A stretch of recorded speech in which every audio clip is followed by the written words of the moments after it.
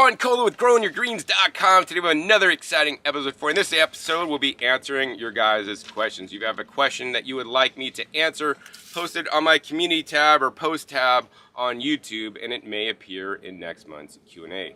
Today I'm actually sitting in my alley. On one side I have the compost alley with all my composters that are a mess, and then the other side I have this wall where I'm growing in 15-gallon pots. The bottom 15-gallon pot has basically wood chips and unbroken down compost, and the top pot has my amazing organic soil mix, and I'm growing basically 2 purple sweet potato plants in each one. As you guys can see, this wall is just vined up with just purple sweet potato plants. This is the plant that actually has purple leaves, so it's purple leaf sweet potato. You can see the vines here growing crazy, and then they basically make the orange tubers. So I'm growing them specifically for the leaves because the leaves are an edible leafy green. You can eat raw in salads or steam them up, cook them up, however you want. They are simply amazing, and they thrive in 100+ degree heat in the summertime. And these guys get full sun in the afternoon, and that's why I'm here filming in the morning before I get the full sun for the video. All right, so let's get into today's questions. First question is from Xavier Cruz, 4763. Most impactful soil improver you have seen, a type of crop, compost, extract, etc. All right, man, so this is very difficult because it really depends on your starting conditions, right? If your starting conditions are this, then you need this. That being said, if I had to say only one impactful soil improver I've ever seen, it would have to be Boogie Brew Compost Tea, right? Boogie Brew Compost Tea starts out with a base of worm castings, as well as things like rock dust, humates, and all their kind of additives, because Josh goes over the top, right?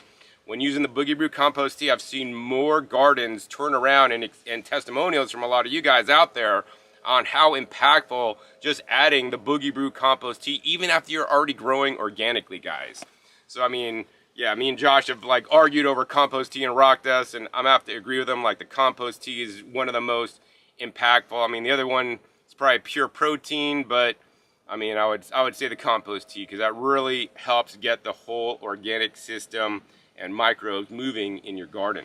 All right, next question is from Tanya Kilbane, 7636. Will you sell seeds for all your exotic greens you featured, or do a long episode on all weird and exotic greens recipes too? All right, Tanya. So I mean, here's another one of my exotic greens I grow, and you know, a lot of the exotic greens I grow actually aren't propagated from seed. Some of them are, but most of them are actually propagated by cuttings, right? So you just need to take cuttings of the plant. I'm not set up to sell cuttings. Maybe one day, if I had a partner who wanted to do that, I could glad to help her do that. I did have a partner in the past. Before we broke up, she would sell all my exotic seeds, but we broke up, and now I don't have anybody doing that, and I just don't have the time to do that, although I do still have a collection of seeds that I use myself. So yeah, so I'd recommend places like Etsy and eBay, looking for good cuttings and seeds, and always look for good reviews.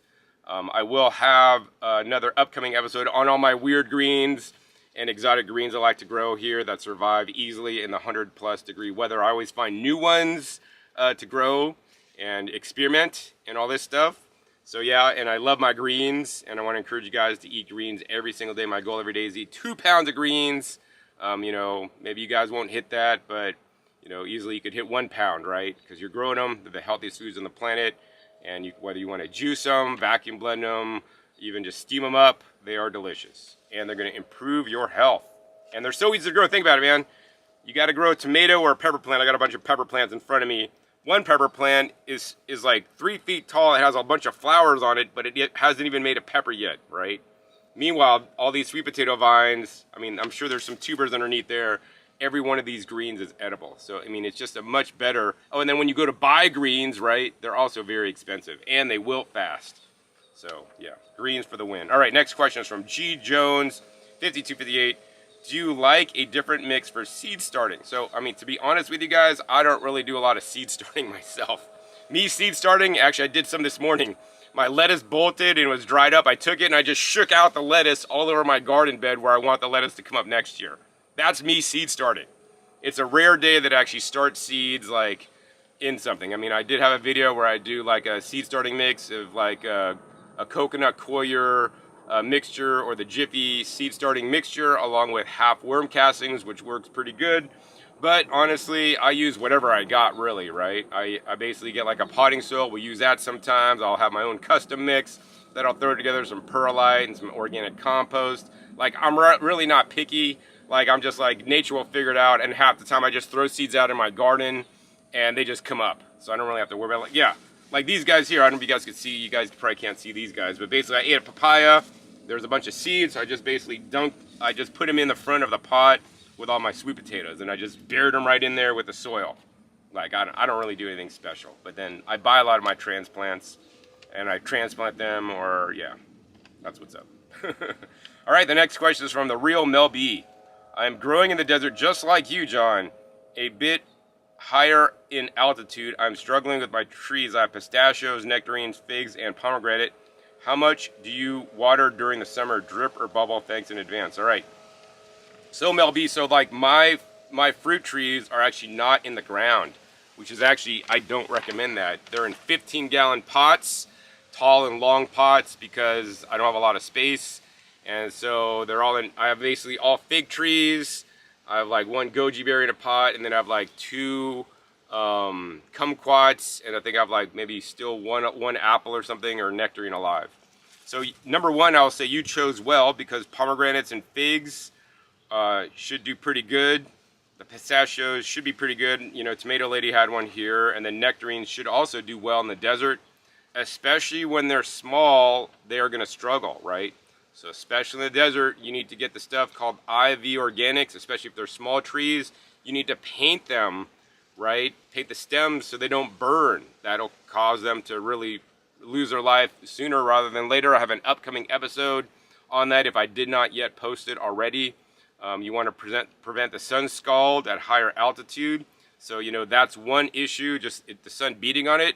Especially when they're younger, you may want to provide a little bit of shade over them and harden them off. My trees are in 15-gallon pots, and they're just on a drip emitter. So I drip them, which is actually probably not what I would necessarily recommend, because it's on one of the lines that are along with my vegetable plants. So I think my trees, for the most part, I like to water once a day, and I like to water them very deep. So I put them on maybe for like, I even know, 5 minutes or so. So like the dripper gets in there and it basically wets the whole thing, and then they have the whole course of the day to dry out, and then they get dripped again. So we want to water our fruit trees deep. We don't want to water them shallow. I will say on some of my vegetable plants, I do water them shallow, especially during the middle of the day so they can suck up the water and cool themselves down. But my fruit trees, I like to water them deep. You know, this year I wasn't able to get by and mulch all my fruit trees, so I'm supposed to like clean up each pot and then like re-top it off and then mulch it again. I like to use the cocoa husk mulch, which I haven't been able to do yet, so it's still on my list. So what I would say for you is I would say that you want to water deeply, so that, I would, you know, it depends where you live in your soil type too. I mean, I'm growing in compost, right? And I'm in pots above ground. They dry out that are black, right? Not optimal. So, you know, I would find out other people that grow fruit trees near you, like if there's master gardeners in your area, or other people that are successful with fruit trees, like visit farms in your area, and find out how much they water, so you could use that as a gauge. Because using me as a gauge, I would say, is not as helpful. The other thing I would recommend, like Jake Mace did down in Phoenix, I would say you want to mulch heavy. If your trees on the ground, you also want to mulch heavy around the trees to kind of keep the moisture in the soil, so you don't have the evaporation loss, keep the ground a bit cooler for them as well. So that's pretty much what I'd tell you. I would say, oh, the other thing with trees is, you know, you want to like put rings, like concentric rings around the trees to water like out, so that the roots stretch out. You don't want to water just by the base. Maybe when they're young you could water by the base, but you want to basically have rings to go out, you know, so that the roots end up going kind of wide. And not just stay in the center, so you have a more steady tree in the end. All right, next question is from Xavier Cruz, 4763. Can potatoes be planted and fruit with the heat of summer 90 degrees Fahrenheit? All right, so Xavier, so what I'll say is you can plant them. Will you get a fruit is another question, right? If we think about it, where are standard traditional potatoes from? Not sweet potatoes, but standard potatoes. They're from like the Andes, you know, or you think of them from like Ireland or something, you know, where the weathers are not quite as hot as the 90s. Maybe they get in the 80s, you know, so Potatoes like it more mild, like plant them right after frost, and they're kind of like the early harvest tuber crop. I'm growing in my California garden. They should almost be ready to harvest right now. But yeah, 90 degrees, too hot for potatoes. That being said, I did have some potatoes that I bought to eat, some purple potatoes that were starting to sprout in the bag that I was storing them in because I forgot about them. And I ended up planting them when it was 90 degrees, and they're growing fine. They're not in direct sun because I want to keep them cool, so they're like in the shade, and then I water them every day. They get maybe a little bit of afternoon sun, that's about it, but otherwise they're shady, and then I'm just watering them. I don't know if they're gonna produce a lot, but basically the potatoes were going bad because they're kind of sprouted and getting all messed up, and the sprouts were like this long when I planted them, so I buried them really deep, and they're growing. That being said, why try to pull out your hair with potatoes when it's 90 degrees out? Instead, grow some other kind of potatoes that'll grow really well, such as where I'm sitting today with my sweet potatoes. Sweet potatoes love 90 degrees. They love 100 degrees. They will just go nuts, go crazy. And, you know, I prefer sweet potatoes actually over regular potatoes anyways. They store a little bit better. They don't tend to sprout as quickly. And yeah, I always encourage you guys to grow the purple sweet potatoes as well. All right, next question is from Blue Streaker. Why is it when I bought a ripe gack fruit, it is tasteless? Well, Blue Streaker, when I bought gack fruit also on several occasions, even harvested a fresh one from my friend's place, you know, compared to modern fruits that are hybridized for their sugar content or for their sweetness content, the gack fruit definitely was a bland fruit. It's highly nutritious and it's bland. That being said, I want you guys to realize when you guys are, you know, eating things from nature, from the wild, right, that are not improved versions like gack fruit, these things are not going to be as sweet. You know, man has hybridized fruits to select for the sweetest ones so that we always think, you know, fruits taste sweet when fruits in nature come in all different kinds of flavors, sweetnesses, nutrition, and otherwise. So yeah, that's what I'm going to tell you. I think as human beings, we need to get more adapted to more wild fruits that are not that sweet, right? And stop eating all the grocery store stuff and grow your own and try to get some heirloom varieties. Like one of my friends actually was going to cut down his blood red Indian peach, which is an heirloom variety peach. He's like, I'm going to cut this down, John, because it doesn't taste sweet. Like, dude, that's like my favorite peach in the entire world. It has like such a flavor. And if you don't like how it's not sweet, and it's also deep red, and it's like going, and it's like so tolerant of the heat and the weather and stuff, right? I'm like, just cut up a regular peach and eat like half and half. Make a peach salad with blood Indian peaches and then the standard peaches, right? So I want you guys to have an appreciation for all different kinds of, you know, cultivars or varieties, especially more of the wild or heirloom varieties that may not be as sweet or as fun or desirable to eat as the modern day ones, all right? All right, Capone Grows. What happened to TD? No more TD huge cannabis updates? All right, yeah, so TD's still happening. He's growing again this year. I've gotten many updates from him. That being said, my channel was demonetized for the cannabis content, and I'm in the state of a limbo right now. I need to move all my cannabis content to another channel, and then once I get that channel up and going, then I'll probably have some more TD updates on that channel. But this whole thing with YouTube, it's just kind of got me down on YouTube in general, especially when I'm trying to teach people how to grow organic herbs, vegetables, and fruits, including cannabis, all right? So, yep. Next question is from Bob K. Gyon 975. Did the evil overlords at ScrewTube remonetize you? No, they did not. They will not remonetize me until I am literally forcibly removed, in my opinion, have forcibly removed my cannabis content and moved it to another channel. I think this is a travesty, and that has not changed. If you guys want to support me, because YouTube has not been putting ads in my videos, which is good for you guys, because you guys don't have to watch ads, but also that means my income went down, and also that was like a way I felt rewarded for my hard work of making all my videos. You can join my Patreon at patreon.com/growingyourgreens. All right, next question is from Mr. Yo. Oh my God, so happy to see one of your videos on my feed. Been following you for years, and I live in Florida. Hope all is well. Hope you had a great rest of the year. Which variety mango did you enjoy the most? All right, so I'll tell you that when I was in Florida, South Florida, for mango season this year, the mango I enjoyed the most was the lemon zest mango. I heard that can be problematic because it can get some diseases. But the lemon zest is basically the child of a lemon meringue, which is still one of my favorite all-time mangoes. Of course, the other mango that I really liked when I was in South Florida was the PSM mango, Ping Sing Mun Basically, it's one of the Indo-Chinese mangoes you could eat when they're green or when they are ripe. It was amazing. If I didn't already, I have a video where I taste test all the mangoes, or a lot of the mangoes at Laura Farms, as well as you can check the link down below to my video that was made at my friend Paul Nissan's place, or Fruitful Trees, where we taste test 17 different types of mangoes in one sitting. And that day, we got to Paul's later in the evening. Early in the day, we're at Julie and Laura's, and we had like 25 different kinds of mangoes. I probably had close to 50 different kinds of mangoes that day, and I was just stuffed. It was fun, but not fun. All right. Next question is from Italian BC1. Where do you recommend to live in Florida? All right, so I don't know that I've ever recommended to live actually in Florida. I considered living in Florida at various times, but then just like, I don't know, to me, Florida's like a fun place to visit, but I wouldn't want to live there. I mean, no offense to you guys that live in Florida. I'm just a West Coast guy, okay? So we'll just say that. I was born in California, raised on the West Coast, and Florida people and people on the East Coast just have a little bit different mentality than those of us on the West Coast. That being said, some of the weather out there is amazing, although now the hurricane issues and all these things are crazy. But when I was looking at Florida, like where I would purchase, if I was to purchase something, I would look in the Tampa area, right? That's the Treasure Coast. It's not the standard coast, you know, with Miami and Homestead, where most people go that are wanting to buy, you know, grow fruit trees and stuff. It's the other coast.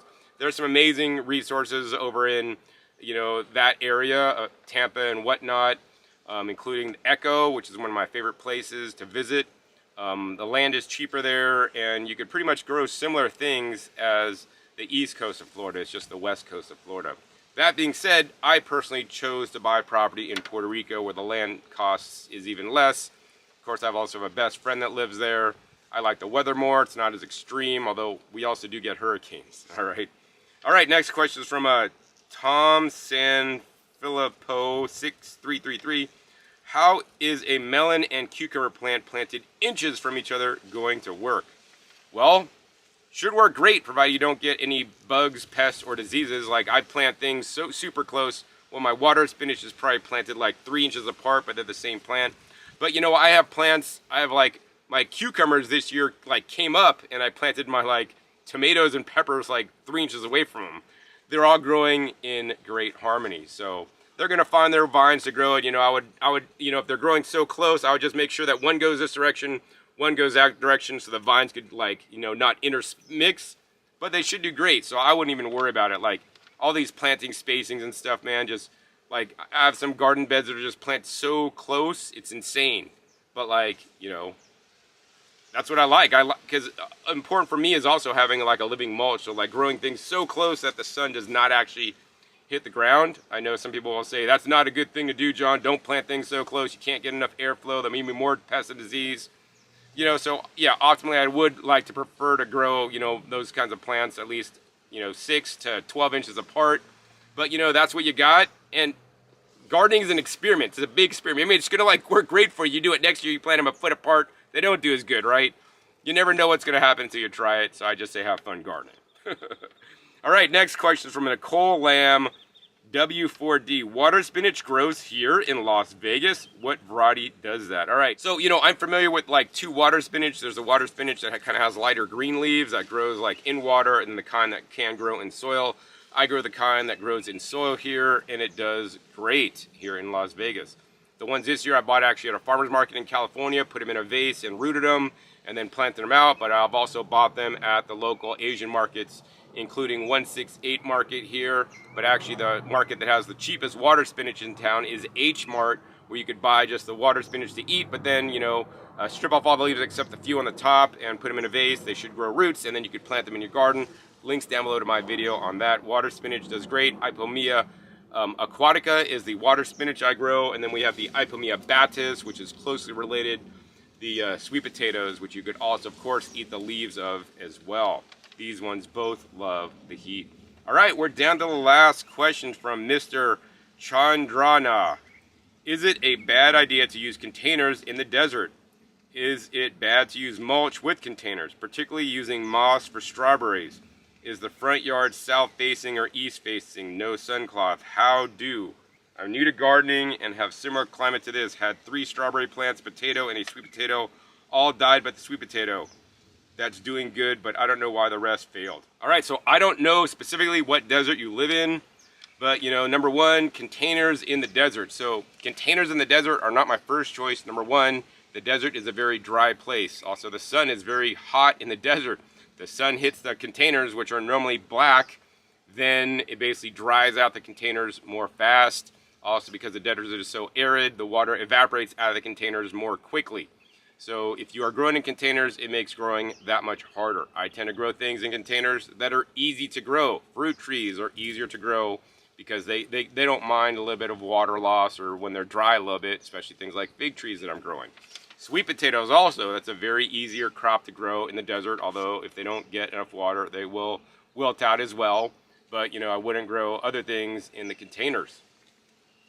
So is it a bad idea to use containers? I would say it's not the best idea. You can do it, you're just going to have to work a little bit harder. So for that reason, I would recommend building raised beds that are attached to the ground, that have a lot more surface area, can hold a lot more water, so you'll be more successful. Is it bad to use mulch with containers? So actually mulch in containers is a really good idea. At present time, my mulch wore down, so I need to re-mulch them. There's pros and cons to mulch. Mulch can help evaporation loss, but also mulch can provide a good breeding ground for bugs and insects. You know, usually snails like to hide in mulch. I have these little bugs that basically will eat things, and they like to live and eat the mulch as well as your baby plant stems. So it's a pro and a con. So you have to figure out, you know, if it's a pro or con for you. Generally, mulch can help with evaporation loss off the top, but you're still getting evaporation loss off the sides of your containers. And then let's see, particularly using moss for strawberries. So I don't really grow strawberries myself. It's just easier to buy them. They don't really produce a lot, and you know, I don't want to waste the space. Maybe if I had acreage, I'd mess around with strawberries, but in a small space environment, I just don't find it that productive of a plant. I'd rather grow something like raspberries, which I do grow, or blackberries, you know, the thornless ones. You know, I find to be much more productive plants that are less maintenance than strawberries, and easier to grow personally. Is the front yard south facing or east facing? Well, you'd have to check out where the sun comes up and where it goes down in your yard. So I don't know. No sun cloth. So I don't use a shade cloth in my desert for the crops I grow. I will say that for some crops, shade cloth may improve the growth of some of your crops if you're trying to grow crops that aren't going to do well in the desert, right? That like a little bit cooler. Like strawberries would probably benefit from some shade cloth instead of not having shade cloth, if that's very important to you. My goal is to not have to use shade cloth and to find the plants that are going to do well without it, because I don't want to be bothered with shade cloth, tearing up, sending all these stupid pieces of plastic into my garden, taking it down, taking it off, and all these things, right? It's just too much hassle for me personally. So yeah, and then I could say that if your strawberry plants didn't make it, your potato plant didn't make it, but your sweet potato did, focus on what you are successful with. Grow more sweet potatoes. Get different varieties of sweet potatoes and grow them, so you can feel, yes, I'm growing and I'm successful. Once you do that for a couple years, then go and try potatoes. Maybe you didn't plant the potatoes at the right time. Potatoes like it in the cool season. You want to plant it right after the first frost, and then hopefully get your harvest in before it gets too hot. Whereas sweet potatoes, you want to plant, you know, you want to probably wait a little bit, maybe a month after your last frost, because they don't like it when it's too cold, right? And then these things grow like gangbusters. They're insane. So I would encourage you to focus on plants that other farmers and other gardeners in your area grow. Check out local community gardening groups, or if you have a master gardeners near you, ask them for suggestions, especially if you're new, to find out the techniques and proven strategies and cultivars that you can grow in your specific climate zone, because I'm not an expert in every single climate, although I definitely am an expert growing here in the desert of Las Vegas and getting to learn more about how to grow in the tropics, as well as a pretty good gardener in Northern California, where things are just a lot easier to grow. I really hope you guys enjoyed this episode today, answering your guys' questions. If you did, please be sure to give this video a big thumbs up. Also, more importantly, share this with other gardeners that can benefit from the answers that I've shared with you guys today. Also, be sure to click that subscribe button right down below so you don't miss my new and upcoming episodes over coming in 5 to 7 days.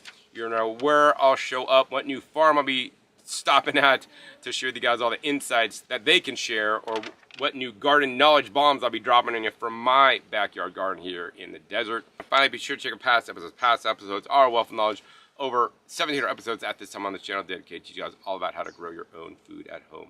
So with that, my name is John Kohler with growingyurgreens.com. I'll see you next time, and until then, remember, keep on growing.